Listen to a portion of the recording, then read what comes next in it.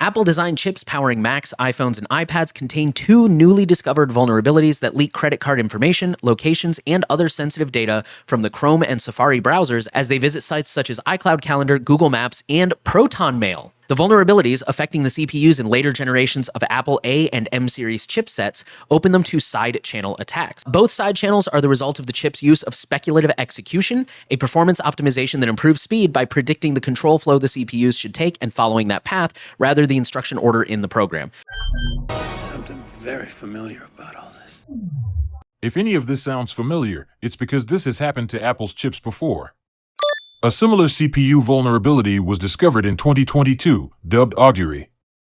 And then another vulnerability last year, dubbed GoFetch, which was determined to be unpatchable due to being an issue with the CPU architecture itself.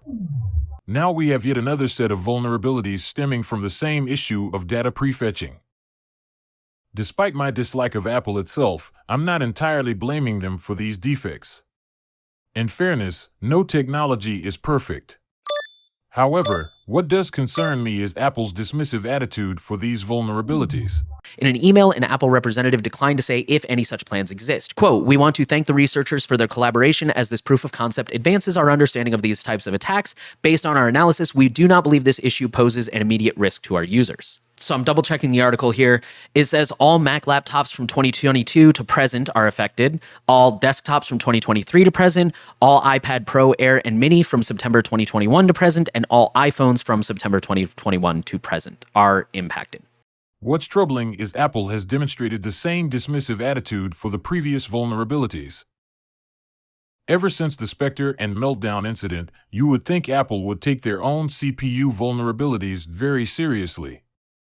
For a billion-dollar company that's regularly put on a pedestal, the least Apple could do is be more concerned.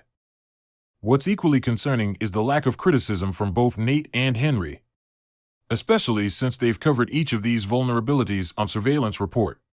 It's unfortunate that Apple says it doesn't pose an immediate threat. I mean, again, maybe that's true, but I hope they're going to roll out an update anyways, because if the fixes are easy to implement, why wouldn't you, in my opinion? So I guess we'll just see what happens. It doesn't look like this is something that will impact you today, but yeah, Apple's aware of the details and we'll just have to see what happens. No system is foolproof. I think this is a little bit alarming because this is something that can be done remotely. However, this is something that also requires you to download an app.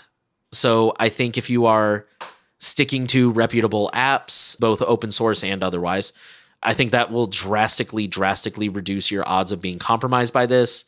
And of course, be sure to update and all that fun stuff. There's a lot of these side channel attacks, and fortunately, I feel like most of them are relatively hard to pull off. And also the damage that they can do is also somewhat limited typically, and it is very narrowed in on one specific thing.